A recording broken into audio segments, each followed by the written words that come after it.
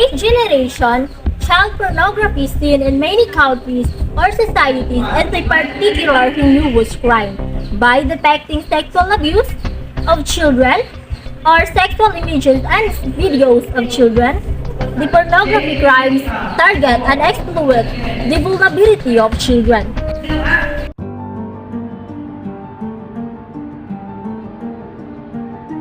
Ruby was just a regular Filipino teenager until the day she was trafficked by a syndicate. Each night, she was forced to perform in live streams. These were watched by pedophiles all over the world. I'm paid for every disgusting show that I will do in front of that computer. And while doing that every disgusting show, I lost every bit of my self-esteem. I felt disgusted of myself as well. Actually, the customer demands for the shows. If you won't obey your customer, my trafficker would give you consequences. They will starve you. They won't give you anything.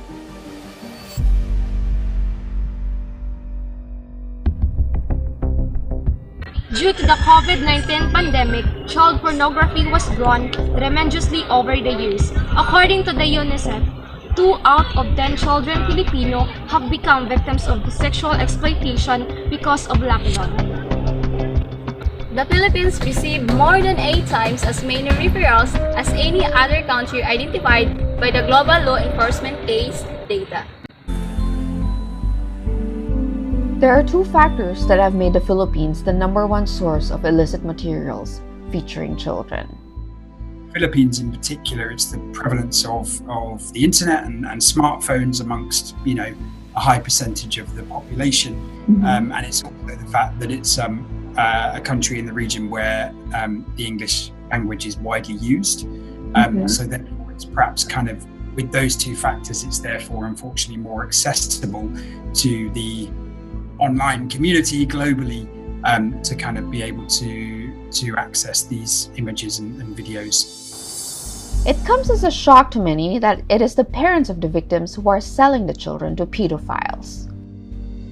The parents normally arrange a show for the perpetrators or for the consumers, for the customers to be able to view it. They have to make a payment first through remittance centers. Not all victims of child pornography are concerned. Some of those are rather child are who willing to sell their sexual image to gain a lot of cash and due to poor living. In some cases, however, there are willing victims. These are adolescents who openly sell their images or pose naked for predators without the knowledge of their parents. So the adolescents are actually expected to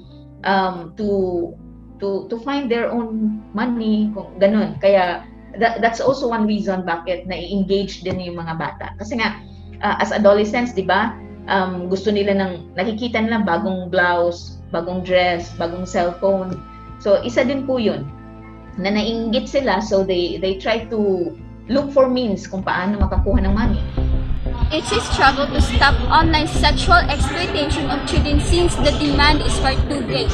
The police estimated that at any given time there are about 300,000 pedophiles looking for Filipino children online.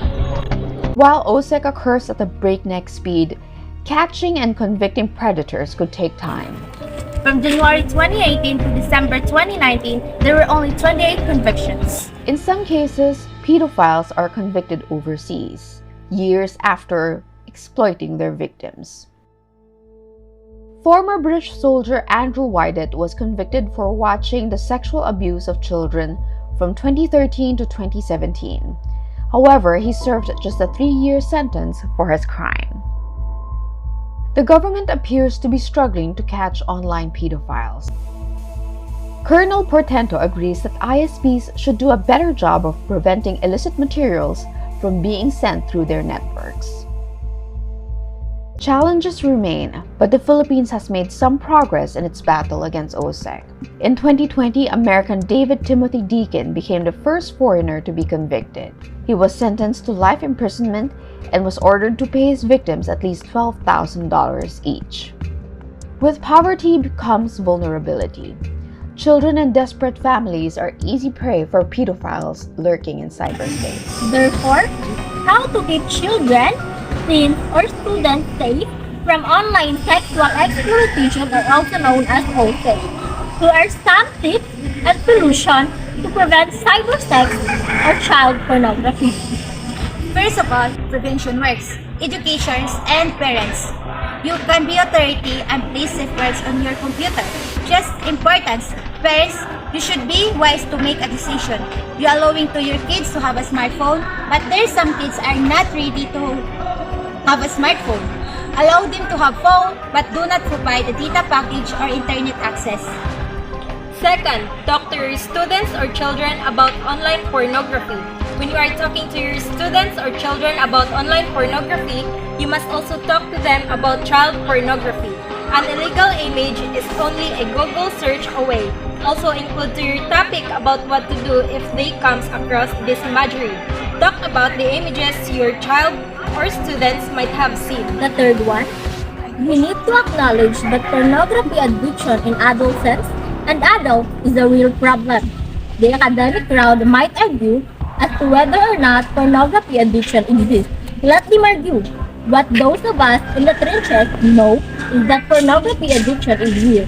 There is treatment available from specialists who are trained to specifically deal with this issue. If you know someone who is struggling with pornography addiction, talk to them. Let them know that they can get treatment.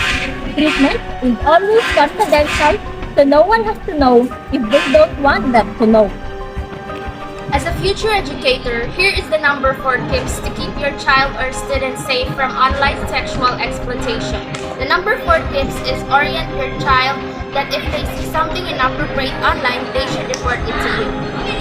Make sure that their right is exercised by letting them express of what are the things they think are negative contents online. Make sure to report these things as they think necessary for the safety of your child or students. Do not allow your children's students to meet people they just meet online. Always know the whereabouts of your child's students when it comes in interacting to people online. Make sure they are being guided in using it and always discourage them if someone was trying to meet them right away. Trusting the strangers easily is very risky move. As a future educator, here is the number 6 tips to keep your child safe from online sexual exploitation. Number 6 tips. Teach them not to show any personal details. As what we commonly teach to children, don't talk to strangers if ever they encountered one. It's better to avoid interaction from strangers. The less information they know about your child, the lesser the threat they could make. Telling them about not telling any personal information to strangers is the great way to start digital education purposes. Check your teen's history in the computer. If you find that your teen is viewing pornography, find out if there is long-standing pattern of usage and sit down and have conversation with him about the sign of the addiction and the consequences of usage. Know that incidental contact with child pornography is not that uncommon. Most people think that gaining access to child pornography is difficult. It is not. Anyone who is using file sharing program to download pornography has likely seen child pornography. Anyone who has been looking at pornography online for a long time has likely seen child pornography. This does not mean that they are looking for it, but they have likely came across it. Even if you are not seeking it out but have inadvertently opened a thumbnail file that is a pornographic image or video of a child, you can be arrested for it. Anyone who wishes to avoid incidental contact with child pornography should stay away from file sharing programs. You can download thousands of images quickly, but likely some of that is illegal. Stop using file sharing programs. Also, educating the younger ones and parents about rumors and what are the commonly used tactics of rumors. So let us define first on what is rumor. A rumor is someone who builds a relationship, trust, and emotional connection to children to manipulate, exploit, and abuse them. So these are the commonly used tactics of rumors. First, forming a relationship, testing boundaries, touching, intimidating, sharing sexually explicit materials, and lastly, communicating secretly. And if your child or student is a victim of pornography, Bring your child or student to a counselor who specializes pornography addiction. And if your child or student has a problem, find a trained therapist who can help. There are few recovery programs also that can help you. The longer the addiction continues, the more difficult the recovery is. Remember, most individuals can't break addiction without help. Don't trivialize or minimize the problems and somehow hope that the problems will go away on its own. Helping your child to manage addiction now rather than later in life will save them having to deal with the negative consequences as an adult. The fight to protect our children continues. Change might happen soon,